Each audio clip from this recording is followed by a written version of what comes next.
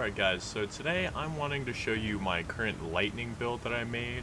I started making a lightning build specifically for the DLC before it came out and quickly found some nice items that would help. I've ended up changing my build a lot and I'm still using the Fire Knight build as my main build, but it still gives me the adequate stats to be running a lightning build. Now Dex Faith is usually better for lightning, but Dex Faith is typically not a very good stat spread. So here I just want to do a damage test of the kind of damage I'm doing, assuming Garunk is not going to kill me. Now I don't think the Priestess Heart works outside of the DLC for some reason.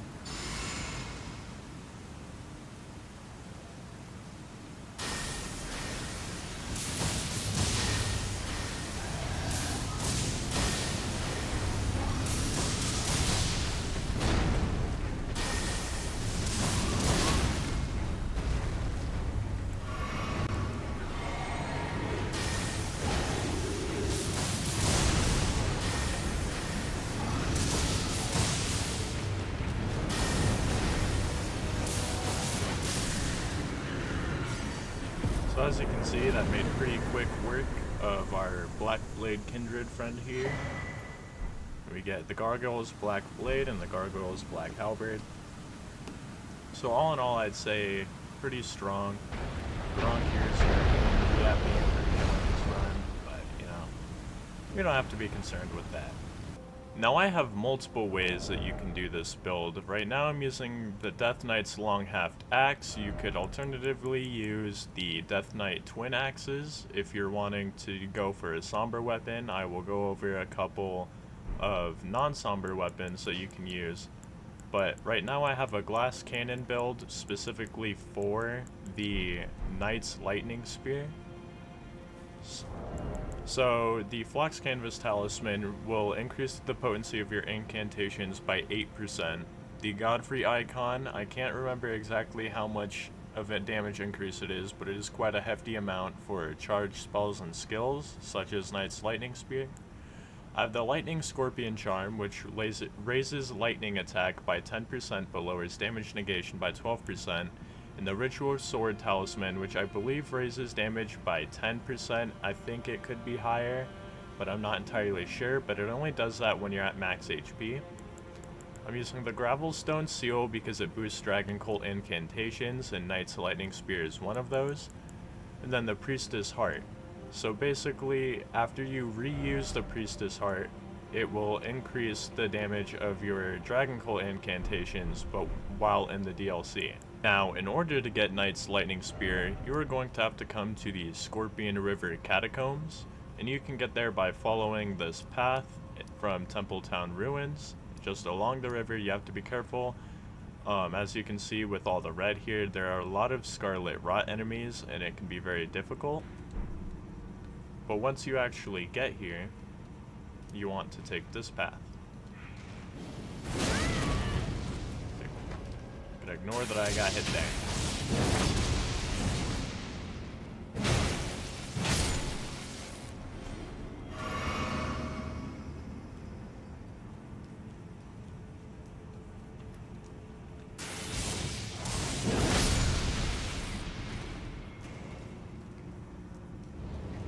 Here you can ignore this enemy and just make a break for it so that you don't get too much curse buildup. If that bar fills all the way up, it will insta-kill you.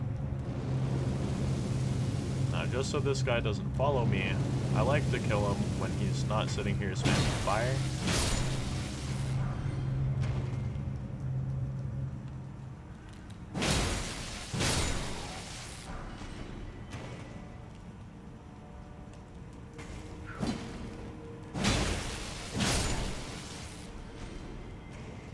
There will be an enemy right here, so you can do a falling attack on him.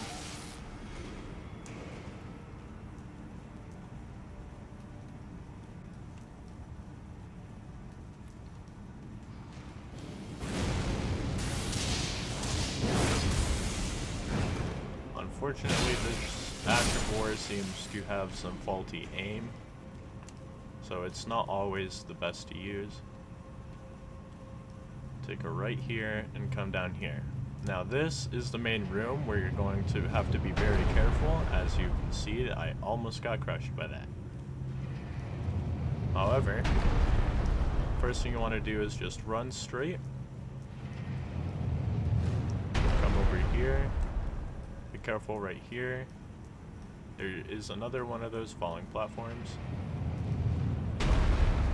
Then run straight right here and take this ladder up. Now be careful because there's another one of those cursed basilisks. You'll want to run immediately to the left. Let your curse go down.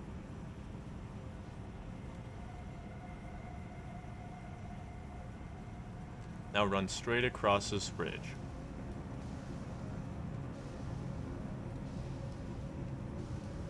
Stop here. And here I'd say you should wait for your death blight to go down, because otherwise you run the risk of getting death blighted. But right here along the edge, you can see there's a path you can go across to get over to the basilisk. Now you shouldn't take much curse there. I only took 1 tick.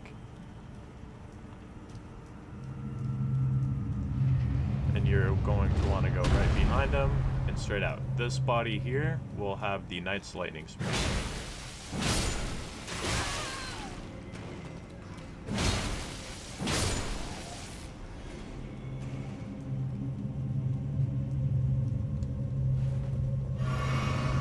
One other thing you might want to look out for is if you let this fall and jump on top of it, you can run over here, and on this body will be the Imp Lion Head. So I cannot change my equipment since I am in dragon form right now.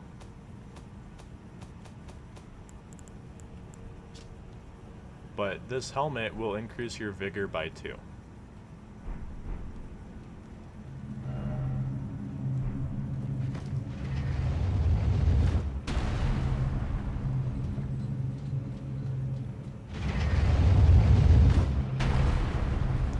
What you want to do then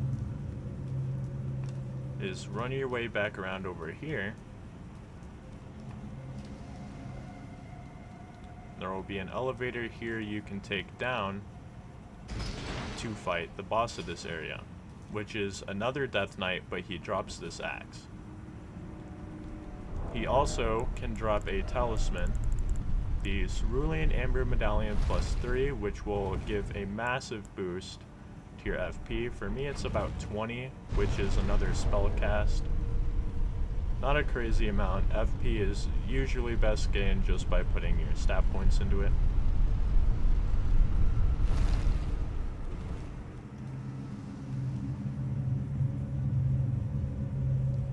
This eyeball, avoid it.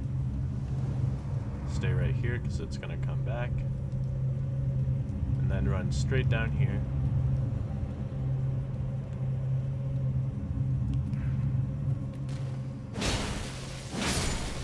This guy and wait for those eyes to come back.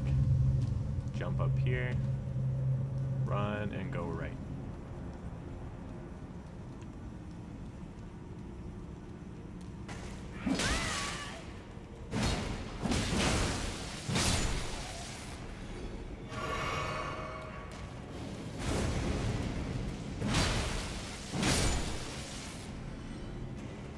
Here you will find this big guy. Hurts a lot.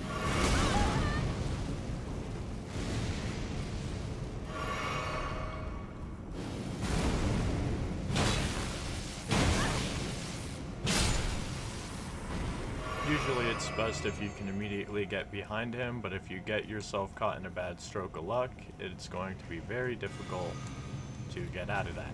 Here I recommend just running through.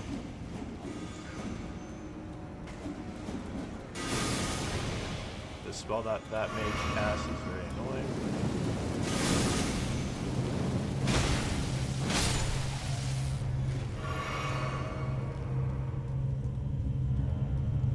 As you can see, I narrowly avoided those curse eyes.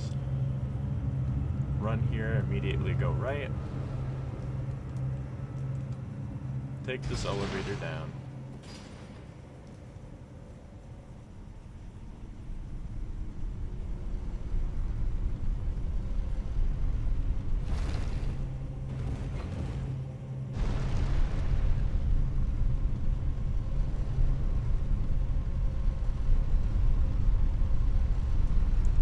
right here is the boss door. Now this boss can be very difficult. I recommend using big weapons that will stagger very easily, because for me, I was able to stun lock him to kill him.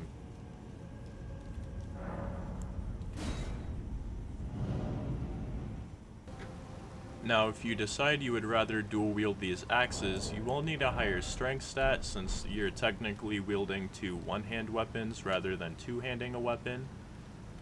It has a nice fun moveset. One-handed heavies. But the Ash of War is where it really shines, and this Ash of War is really annoying in PvP.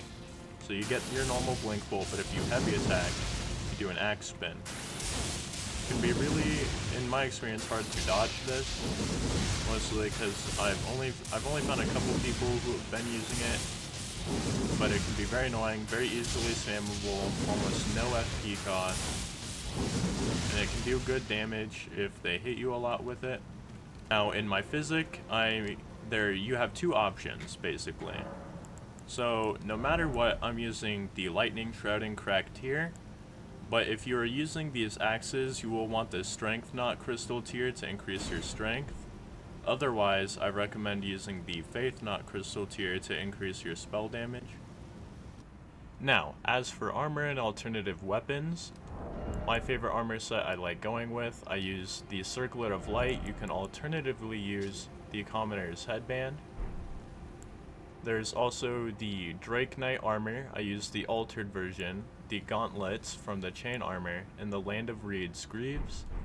Gives this kind of look.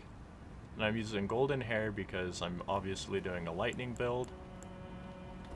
Now, you can electrify this weapon, and the tip of it glows gold, and it just looks really nice. It gets an A scaling and strength, and you can put whatever Ash of War you want on it, but for PvP I'm using Sword Dance. One other thing I learned is we have previously seen the Electro Charge Ash of War. Now, it does like damage around you. You can see from every one of these shocks, but the max damage I've seen it really do is between 20 and 30, and it might be okay for PvP, but in the end it just doesn't seem worth it because it gets replaced by Golden Vow and Flame Grant Me Strength just for damage buffs. So as you can see, the lightning went away.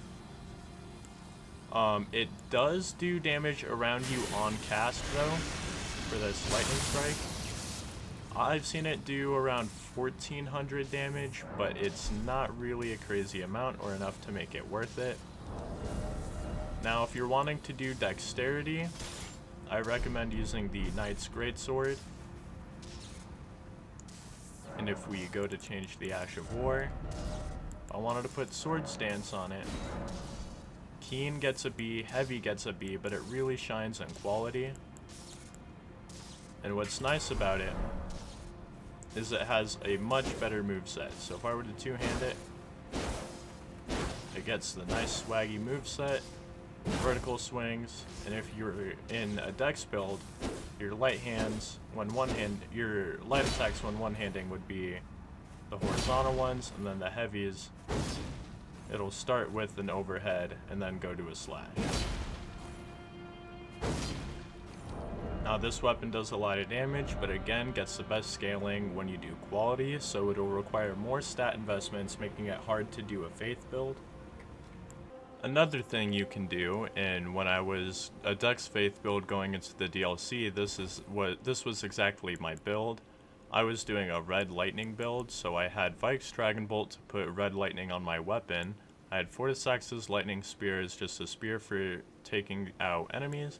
Then I had Ancient Dragon's Lightning Strike because this thing is the ultimate boss killing. This thing can do thousands and thousands of damage to large bosses and even some bigger enemies if you hit them properly. But you have to be careful because Vike's Dragon Bolt also gives you a body buff. So as you can see, I still have lightning going around my body, but if I use Flame Grant Me Strength, it stops going around my body, but it's still on my weapon. And I find that this might look even cooler with this armor set, or if I make my hair red like this. And the only thing is, it does have the exact same damage modifier as if you were to just electrify your armament. So if you want to look cool, this is something you could go for. But I don't always recommend it, especially for some parts of the DLC. But this weapon just gets a really nice glow with red lightning, and I think it's really fun.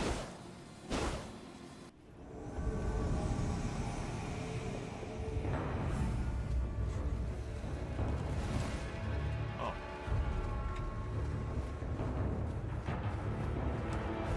I guess we'll try taking this path.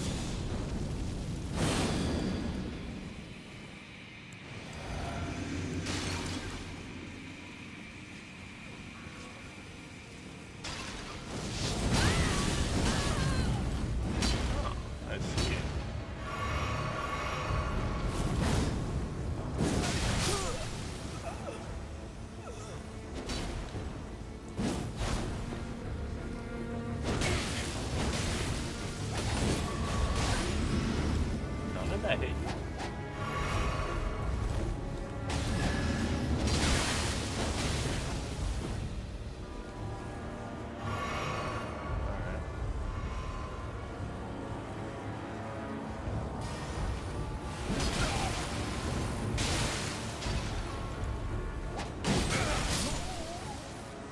Well, that was pretty easy. That's using heavy on this weapon, not even quality.